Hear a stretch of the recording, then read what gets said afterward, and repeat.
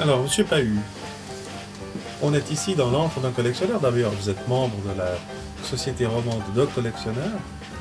Et on est ici dans votre... oui, c'est votre caverne d'Ali Baba, en quelque sorte. Si on veut. On a sur cette table des plats, des plateaux. Et je crois que c'est une collection que vous aimez bien, qui vous tient bien à cœur aussi. Et il y a notamment toute une série ici. Vous pouvez nous en parler un tout petit peu, brièvement? Oui, j'ai préparé ça parce que l'association romande de collectionneurs va faire une exposition dans le cadre de la brocante de Martigny à partir du 11 février, pendant 3 jours. Et alors, on a dans cette association une douzaine de vitrines, fort bien aménagées, bien éclairées. Les membres qui veulent exposer quelque chose peuvent le faire. Et on m'a demandé d'exposer quelques plateaux. J'ai choisi ces plateaux ronds déjà, qui sont des plateaux pour servir des gâteaux. Je crois bien que les grands-mères devaient servir des gâteaux là-dessus. En tout cas, devaient en tout cas les couper parce que il y a des traces de couteaux qui sont restés. Ce sont des plateaux avec une armature métallique. Ça n'est pas de l'argent. Le support, c'est la matière, c'est quoi? C'est de la faïence?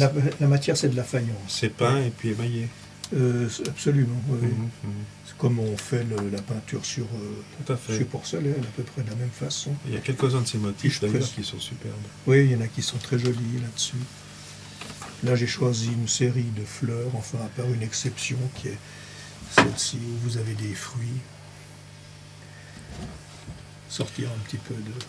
On a une idée à peu près de la période que représente ces... Non, c'est un peu difficile, mais je pense que... Début du 20e? Oui, peut-être l'entre-deux-guerres. Je pense qu'il y a pas ouais. mal de choses qui ont dû se faire à ce moment-là.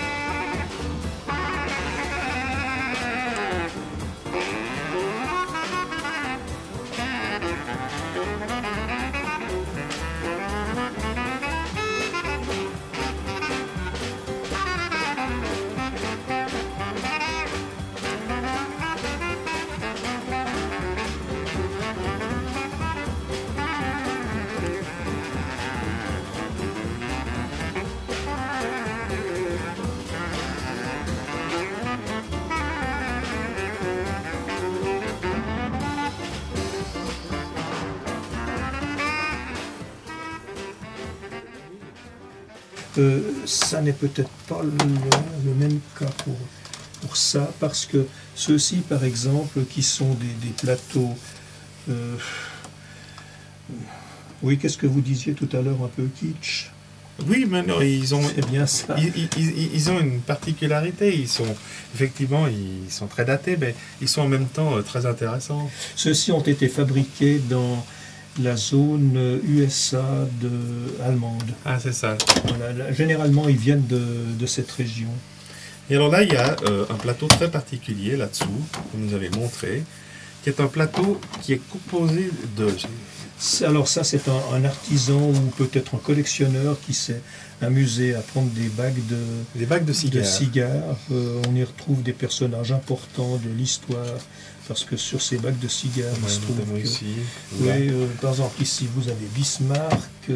À un endroit donné, vous avez un président français, probablement le président Fallières. C'est probable. Ici, vous avez Guillaume II. Celui-ci, je ne sais pas qui c'est. Il doit y avoir le tsar de toutes les Russies. Voilà, peut-être, celui-ci. Enfin, c'est assez amusant. C'est assez amusant. Et oui, l'aigle impérial en plus. Et donc, en fait, ce sont toutes des bagues de cigares. Ça, c'est assez étonnant. Celui-ci, je l'ai trouvé dans un débarras à Payerne. Il était du reste un peu abîmé, j'ai dû le réparer. Ce style, par exemple, ici, avec une petite balustrade, vous voyez, ce qui est toujours agréable, parce que si vous vous asseyez là-dessus, et si vous perdez l'équilibre, vous pouvez toujours vous rattraper à ce truc-là. Tout à fait. Et alors ça, c'est quelques... c'est pratique aussi pour mettre les tasses de thé, les verres, ça glisse pas trop. Et puis il y en a quelques-uns qui sont un peu plus exotiques. Voilà. Des pyramides notamment. Ou celui-ci, ici, c'est les ponts, très exotique, ça c'est l'Asie de l'Est. Alors quand on voit ce genre de collection comme ça, moi je me pose toujours la question, comment est-ce qu'on devient collectionneur? Bon, écoutez, ça a commencé par un plateau que j'ai trouvé dans une brocante qui m'a plu, que j'ai dû payer une dizaine de francs. J'ai trouvé que c'était assez extraordinaire qu'on puisse encore trouver des choses de ce genre. Et puis, vous en avez un, après vous en voulez deux, vous en voulez 10. Le plus difficile, en définitive, c'est de trouver des plateaux qui n'ont pas été inondés par un accident ménager. Ouais. Parce que sans quoi le fond se décolle, alors là ça sert à rien du tout de les acheter. Même si on vous les donne, ça sert à rien de les prendre. Ça. Et parfois les nacres ici sont décollés, mais alors ça se répare assez facilement. Il suffit d'ouvrir derrière, les nacres se baladent là-dedans. C'est curieux comme c'est monté, on trouve là derrière parfois des débris de journaux de l'époque. Oui, ça aurait pu servir par exemple à les dater. Mais enfin. Ici, une structure en fonte avec une matière qui n'a pas l'air d'être de la faïence, mais une sorte de plastique. C'est très bizarre. Oui, je ne vois pas exactement ce que c'est. Peut-être de ces plastiques peut-être du début de siècle, mais c'est difficile. On n'a pas pu me dire ce que c'était comme matière. Là, c'est typiquement brésilien, je pense, avec des ailes de papillon. Qui sont d'ailleurs, qui sortent, je ne sais pas s'ils sortent bien sous nos caméras, mais enfin qui ont des reflets qui sont absolument étonnants. Reflets. Oui, et tout à l'heure on a pensé que ce qui était ici, ça pouvait être des plumes. Peut-être. Quant à l'amitié entre la Suisse et le Brésil, vous l'avez représenté ici, voyez. Alors ça c'est particulièrement kitsch, si on veut utiliser ce terme, mais c'est vrai que ça a pu marquer quelque chose. Tout à fait. Oui. Ici, un pan. Oui, ce sont des curiosités que j'ai acquises, ça, parce que je trouvais amusant, dans le fond, d'avoir des motifs de ce genre. Il y a encore une dernière chose, pardon, si vous permettez. On trouve aussi les souvenirs de vacances ou de voyages, ceux-ci. Voyez, par exemple, ça, là, vous avez au stand. Là, vous avez... Le Palais Royal de Bruxelles. Bruxelles, c'est ça. C'est vrai que j'ai bien appris ma leçon. Hein. C'est très bien. Et ici, alors, ce qui est assez curieux, c'est qu'à Nyon, j'ai trouvé le chalet de l'armée du salut du Chambon-sur-Lignon. Oui, puis qui est en fait dans les Cévennes. Dans les Cévennes, et il se trouve que ma fille habite juste un petit peu plus loin. C'est assez étonnant. Alors un jour, elle va certainement l'embarquer. Oui.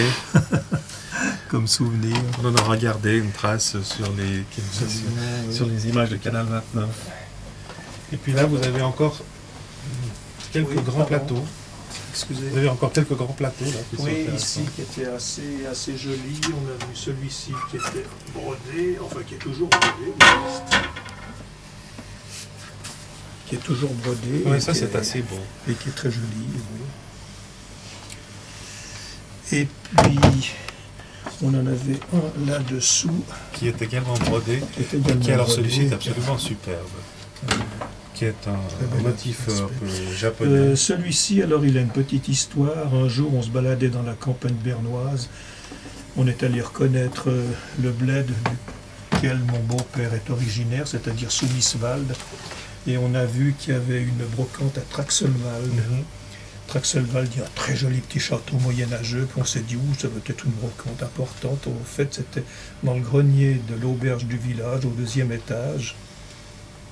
J'avais pas très envie d'y monter, puis tout à coup, j'ai eu l'impression que si j'y allais, je trouverais quelque chose de bien. Et vous avez trouvé ça? Puis je suis tombé là-dessus. C'est superbe. Il est très joli, oui. Ouais. Ils sont pas tous rectangulaires ou ovales. Je termine avec celui-ci, vous voyez. Qui est octogonal. Octogonal et... avec des signes. Et qui est assez joli. Oui, il est assez beau. Encore plus kitsch que les autres. Non, mais disons que quelque part, c'est un style, quoi. Puis Oui. il y a un peu des...